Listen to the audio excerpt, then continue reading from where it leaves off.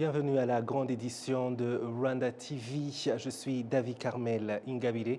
C'est une joie de vous retrouver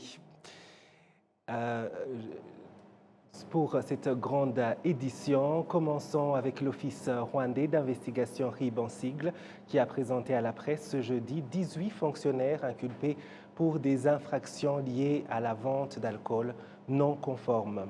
Parmi ceux, 10 sont des directeurs et employés d'agences rwandaises des produits alimentaires et pharmaceutiques, FDA plutôt, dont son directeur général. Trois appartiennent à l'Office rwandais des normes, RSB, et son secrétaire exécutif de secteur et de cellule.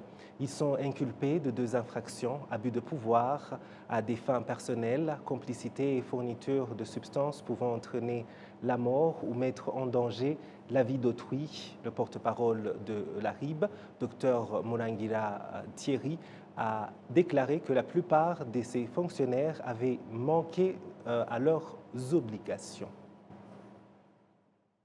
Le ministère du Commerce et de l'Industrie, en collaboration avec l'autorité rwandaise d'inspection de la concurrence et de la protection des consommateurs, RICA en sigle, collabore avec les acteurs de la chaîne de valeur de l'élevage pour élaborer des mesures visant à lutter contre la consommation des viandes contenant des résidus médicamenteux susceptibles de présenter des risques pour la santé publique. Les problèmes liés à la qualité de la viande incluent un manque d'information lorsque celle-ci contient des résidus médicamenteux ou des substances chimiques pouvant en compromettre l'innocuité. Des équipements destinés à détecter la présence d'antibiotiques dans la viande sont actuellement en cours de distribution. Au total, 350 kits de dépistage sont fournis à 25 abattoirs. Ces équipements devraient renforcer la confiance des consommateurs ainsi que celle des marchés internationaux. Les propriétaires d'abattoirs et les éleveurs rwandais craignent que la viande ne soit fréquemment testée positive à ces médicaments, étant donné que de nombreux éleveurs traitent leurs animaux sans l'assistance vétérinaire professionnelle et que l'alimentation animale utilisée pourrait également altérer la qualité de la viande. Bien que le Rwanda compte plus de 200 abattoirs, seuls 17 sont officiellement enregistrés, 4 pour la volaille, 7 pour les porcins et 6 pour les ruminants. Vous suivez la grande édition sur Rwanda TV. Les femmes et les jeunes engagés dans le commerce des services au Rwanda étaient réunis ce jeudi pour échanger sur les opportunités offertes par la zone de libre-échange continentale africaine, la ZLECAf. L'objectif, les encourager à investir davantage ce vaste marché africain avec les services qu'il propose selon le secteur privé rwandais. Les services liés aux technologies figurent parmi les principales prestations exportées par le Rwanda. Jean-Benoît Michel pour plus de détails. Prendre la responsabilité, l'Afrique qui doit prendre responsabilité en termes de gouvernance, en termes de politique publique, de sécurité et de défense, en termes de cadre légal, de l'usage ou de recours à ces systèmes autonomes. Et qu'est-ce qui est sur la table? On a besoin de quoi exactement pour arriver à cela?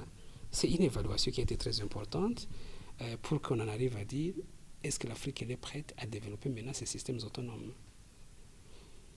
Enfin, l'audience ici, la plateforme, ce n'est pas de la recherche théorique, c'est de la recherche-action, ce sont des réflexions qui orientent le débat vers des recommandations concrètes. Et donc, il en sort de ces plateformes 3 dimensions. La première, c'est être préparé, la preparedness. Est-ce que l'Afrique est préparée? Les recommandations étaient claires ici. Du point de vue doctrine, du point de vue capacité, du point de vue gouvernance, mais aussi du point de vue renforcement des capacités. C'est ce qu'on a entendu, les universités, quel est le rôle des universitaires, comment l'éducation doit répondre à ces nouveaux défis.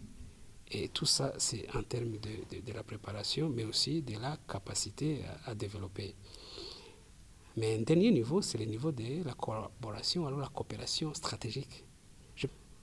je pense qu'on donne une plateforme pour les acteurs internationaux africains à se rencontrer et à tisser des liens et avoir en face les responsabilités et de définir des stratégies de collaboration et de coopération militaire, mais aussi en termes de politique publique, c'est-à-dire la politique étrangère, par exemple.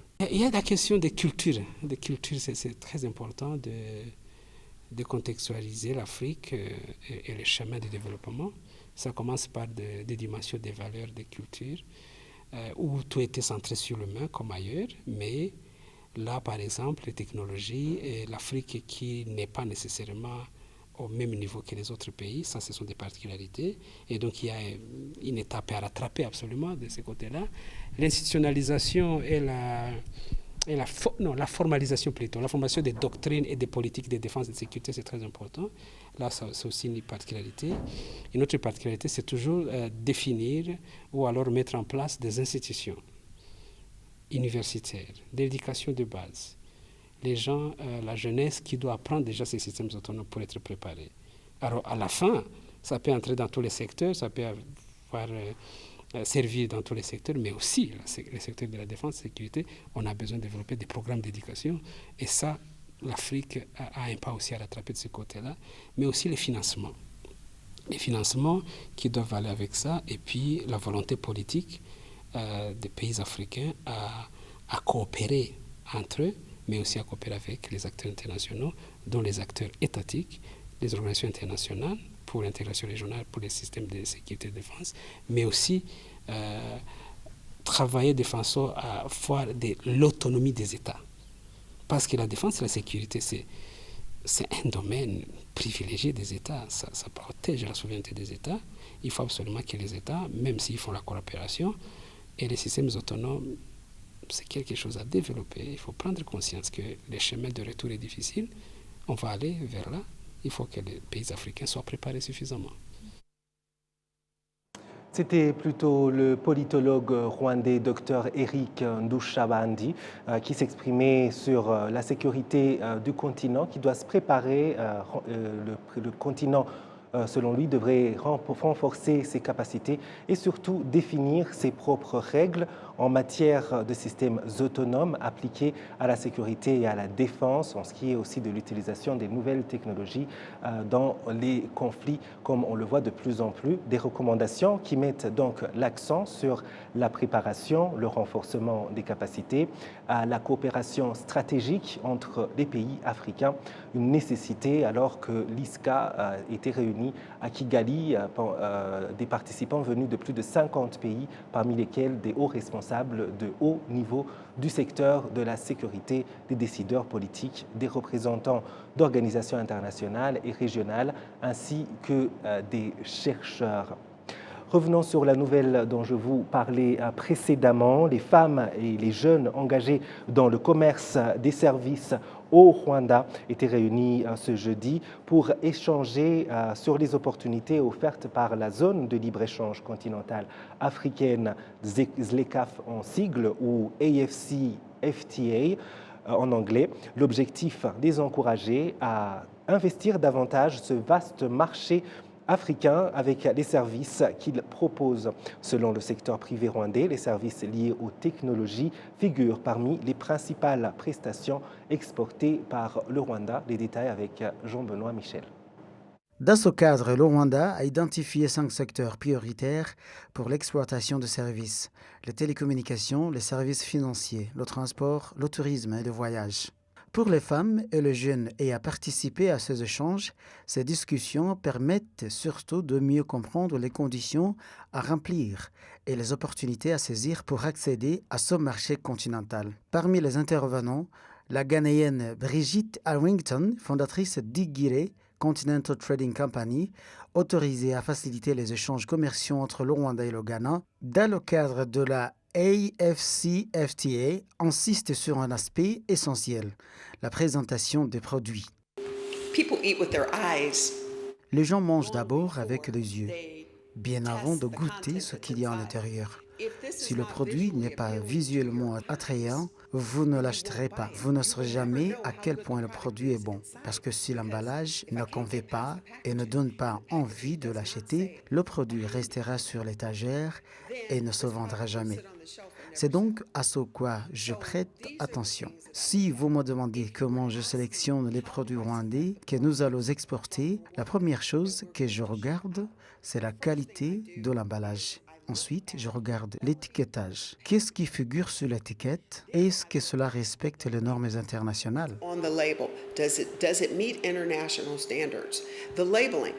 De son côté, la coordinatrice des programmes commerciaux de l'African Capacity Building Foundation, ACBE, qui a organisé ces échanges, Dr Odilia Binyasimbe Esezonam, révèle plusieurs défis auxquels sont confrontés les femmes et les jeunes souhaitant accéder au marché continental.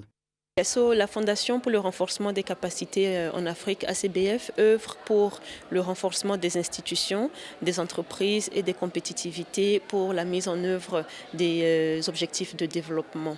Et le commerce et l'intégration constituent le cœur de nos interventions parce que nous partons du fait que le commerce est un levier de croissance économique, de création d'emplois et également d'une croissance durable. Alors, nous travaillons avec les jeunes parce que ACBF a confiance aux jeunes.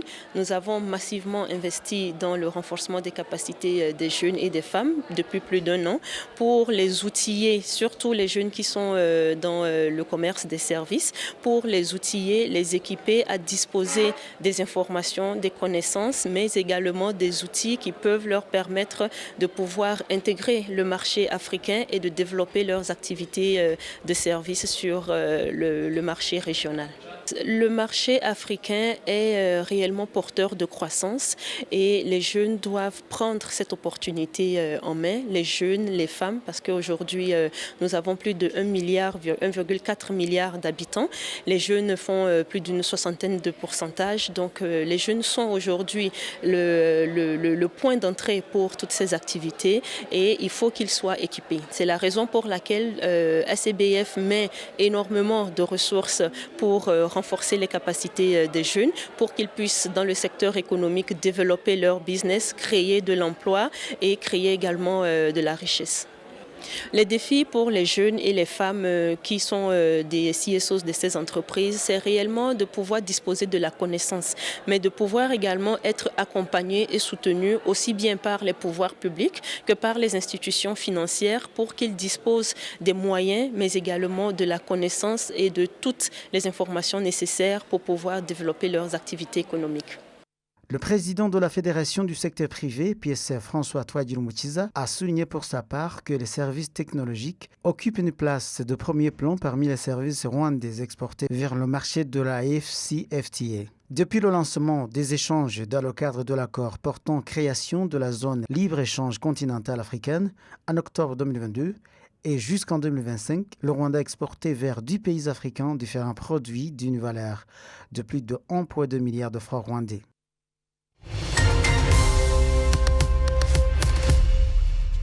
Et voilà, nous arrivons à la fin de cette grande édition. Merci de nous avoir suivis. Je remercie toute l'équipe qui m'a aidé à la préparer. Ce sera un plaisir de bientôt vous retrouver sur Rwanda TV.